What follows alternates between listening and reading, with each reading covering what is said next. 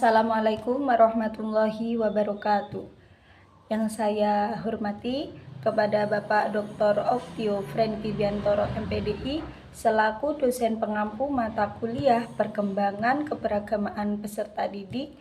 Di sini saya Ida Fitria dari kelas PAIA akan menerangkan atau menyampaikan materi mengenai perkembangan agama pada anak usia dini atau anak usia 0 sampai 6 tahun. Sebagai pengantar, saya akan menjelaskan terlebih dahulu usia 0 sampai 6 tahun itu seperti apa, apalagi pada kecerdasannya ya, pada perkembangan otak mereka. Nah, anak usia 0 sampai 6 tahun itu disebut sebagai golden age atau masa keemasan. Nah, masa keemasan ini otak anak berkembang sangat cepat dan mudah menyerap berbagai informasi di lingkungannya. Maka dari itu kita sebagai orang tua ataupun guru ketika kita sudah menemui anak usia 0 sampai 6 tahun lebih diperhatikan dari segi pembelajarannya atau sosialnya itu harus lebih diperhatikan, apalagi kita ini akan membahas tentang keagamaan ya. Perkembangan keagamaan anak itu juga mempengaruhi dari otak mereka, dari faktor yang mempengaruhi otak mereka. Nah, otak anak itu diibaratkan seperti spons. Spons itu kan sifatnya mudah menyerap ya, apalagi ketika kita mau membersihkan sesuatu atau mencuci piring, biasanya kita memakai spons karena tadi sifatnya mudah menyerap. Nah, otak anak itu diibaratkan seperti spons tadi. Karena apa? Karena sel saraf di otak anak itu terus berkembang dan lebih dari 1 juta sambungan sel saraf itu terbentuk per detiknya, dan kecepatan tersebut tidak pernah terulang lagi. Nah, maka dari itu kita sebagai orang tua atau guru ataupun saudara, ketika kita menemui anak usia 0-6 tahun, kita harus merawat itu sebaik mungkin, seperti memberikan berbagai pendidikan atau keagamaan yang sangat baik ataupun pembelajaran sosial itu harus diterangkan dengan sebaik mungkin atau sopan santun, karena anak usia 0 sampai 6 tahun itu adalah anak yang ya sangat berarti karena awal mula terbentuknya sifat anak tersebut. Oke, kita langsung pada materi. Yang pertama saya akan menjelaskan tentang apa sih perkembangan keagamaan anak. Menurut Raharjo, perkembangan keagamaan pada anak adalah proses yang dilewati seseorang untuk mengenal Tuhannya. Jadi anak-anak dapat mengenal Tuhannya itu melalui beberapa proses. Dari awal usia 0 tahun atau baru dilahirkan sampai usia 6 tahun itu anak-anak terdapat prosesnya, bukan langsung mengetahui. Nah, sejak manusia dilahirkan dalam keadaan lemah fisik atau psikis, walaupun dalam keadaan demikian, ia telah melewati kemampuan bawaan yang bersifat laten. Nah, maka dari itu kadang anak-anak usia 4 tahun atau 5 tahun atau 6 tahun itu kadang sering menanyakan tentang bagaimana sih malaikat itu atau Tuhan itu di mana, atau bagaimana kok bisa terjadinya hujan. Itu adalah sifat bawaan mereka, sifat bawaan keagamaan mereka. Pemerintah Kementerian Pendidikan Kebudayaan Republik Indonesia pada nomor 137 2014 itu menerangkan tingkat pencapaian perkembangan anak. Nah, di sini saya akan menjelaskan ya. Pada usia 3 bulan, anak dapat memperdengarkan macam-macam doa atau musik religi serta perkataan baik sesuai agamanya. Terus pada usia 3-6 bulan, anak dapat melihat serta memperdengarkan beragam ciptaan Allah atau makhluk hidup. Terus anak usia 6-9 bulan itu dapat mengamati terkait ciptaan Tuhan, memperdengarkan macam-macam doa atau musik religi serta perkataan yang benar dan sebutan nama Tuhan. Jadi ya anak usia 3-9 bulan itu harus distimulus dengan, ya kalau kita orang Islam bisa dibacakan murotal, ya diperdengarkan murotal atau sholawatan, atau kita sendiri yang membaca Al-Quran di samping anak. Usia 9-12 bulan, anak itu memahami ibadah yang dilakukan sekelilingnya. Jadi bisa nih diajak usia 1 tahun diajak ke musola, atau kita sudah bisa mengajari mereka untuk ini loh kita lagi sholat atau lagi sodako, itu bisa dipraktekkan karena anak sudah memahami perilaku keseharian kita. Yang ini anak usia 12 atau 8-18 bulan itu memiliki minat pada kegiatan beribadah seperti menirukan beberapa gerakan sholat serta menirukan doa-doa. Nah, jadi kita ketika memiliki anak usia 1 tahun sampai 18, berarti 2 tahun, itu boleh memberikan pembelajaran kepada anak untuk melakukan sholat, atau kita mengajari anak-anak untuk doa. Untuk usia 18-24 bulan itu anak bisa mengikuti doa dan gerakan ibadah dan memperlihatkan sikap baik sesuai ajaran agama pada orang yang sedang melakukan ibadah. Nomor 3, mampu mengucap salam serta mampu mengucapkan kata-kata baik atau minta maaf, terima kasih sesuai situasinya. Nah, anak usia seperti ini berarti usia 2 tahun ya.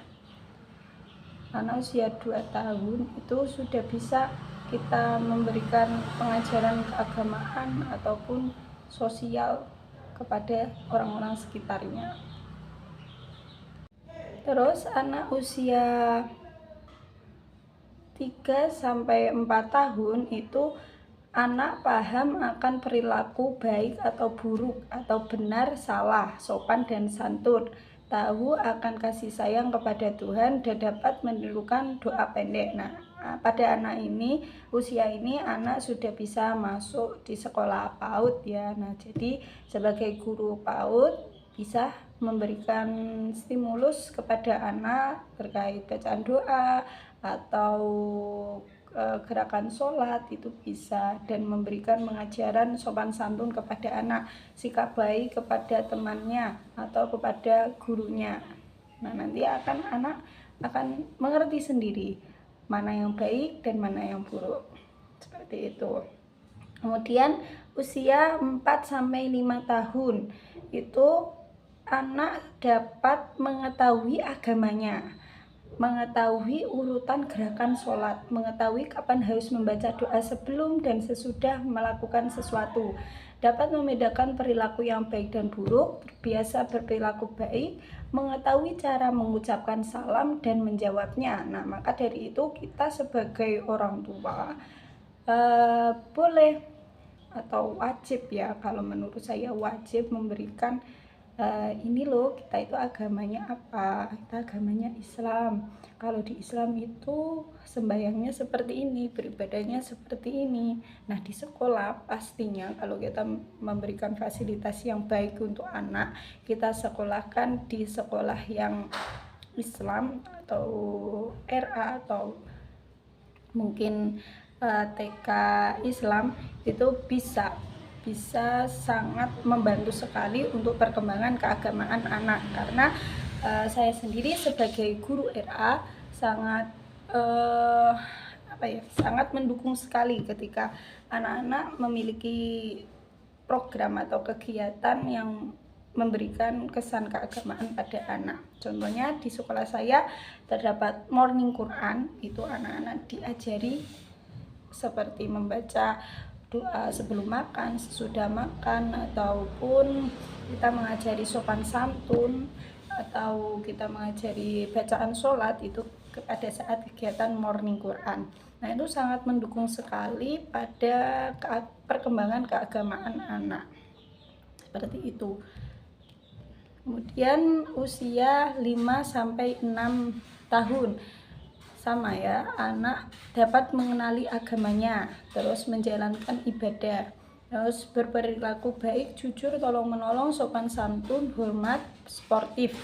Terus anak dapat menjaga kebersihan diri dan sekelilingnya, terus tahu akan hari-hari besar agamanya, terus dapat bertoleransi agama pada orang lain. Maka dari itu tadi kita dapat memberikan pembelajaran kepada anak-anak usia 5-6 tahun itu seperti ya mengenali agamanya. Wah, agama kita itu agama Islam. Kita bisa memberikan pengajaran seperti tepuk wudhu atau tepuk yang lain. Nah, kita juga bisa memberikan pengertian, kita itu harus jujur loh pada orang tua, kita harus sopan, harus tolong menolong. Kalau kita melihat teman kita jatuh, kita harus menolongnya, nggak boleh menertawakannya. Nah, itu dapat diterapkan pada usia 5-6 tahun. Jadi ketika anak sudah melewati usia 7 tahun itu sudah paham semuanya. Maka peran orang tua dan guru itu sangat penting pada usia dini, pada usia 0-6 tahun. Tapi ini ya, perbedaan orang tua itu menjadi hal yang sangat penting juga. Misalnya orang tua yang mohon maaf keagamaannya kurang, maka anak juga akan berperilaku sama seperti itu. Di sini dijelaskan fungsi orang tua yang dilakoni anak tidak serta-merta muncul, melainkan bersumber dari kemahiran serta tatapan anak dalam lingkup keluarga. Nah, pada saat yang sama, pilihan dan warisan dari peran yang dimainkan mencerminkan kekaguman, rasa hormat, kegembiraan, kebanggaan, dan cinta orang tua, terutama orang tuanya yang baik hati, perhatian, sehingga mereka dapat meniru peran tersebut. Nah, anak itu sifatnya peniru ya. Jadi ketika orang tua melakukan sebuah, mohon maaf, tindakan yang tidak bermoral, maka anak akan meniru sifatnya orang tua. Maka ketika kita sebagai orang tua yang baik atau orang tua yang paham agama, tidak mungkin akan memperlihatkan kebiasaan buruk kita terhadap anak. Nah, akumulasi kekaguman, salut, keceriaan, dan kebanggaan kasih sayang kepada anak telah melahirkan reaksi baru bagi orang tua, khususnya ayah. Ayah adalah simbol martabat, ibu adalah simbol kasih sayang, dan anak-anak mengira mereka sempurna. Nah, jadi kita sebagai orang tua itu dituntut sekali memiliki sifat bawaan malaikat ya, karena dipandang kita seperti orang yang sempurna, orang yang bisa memberikan teka-teki mereka itu menyambung gitu. Mereka penuh teka-teki kita yang bisa menyelesaikannya. Jadi kita sebagai orang tua ya tadi harus pandai-pandainya memberikan penjelasan kepada anak dan memberikan pembelajaran yang berharga kepada anak, apalagi soal keagamaan. Seperti itu. Saya menemukan sumber yang mengatakan bahwa hubungan anak dan orang tua itu sangat hebat atas perkembangan keagamaan anak mereka. Jadi jika ingin anaknya saleh dan taat agama, maka orang tua itu perlu memulai dari dirinya sendiri.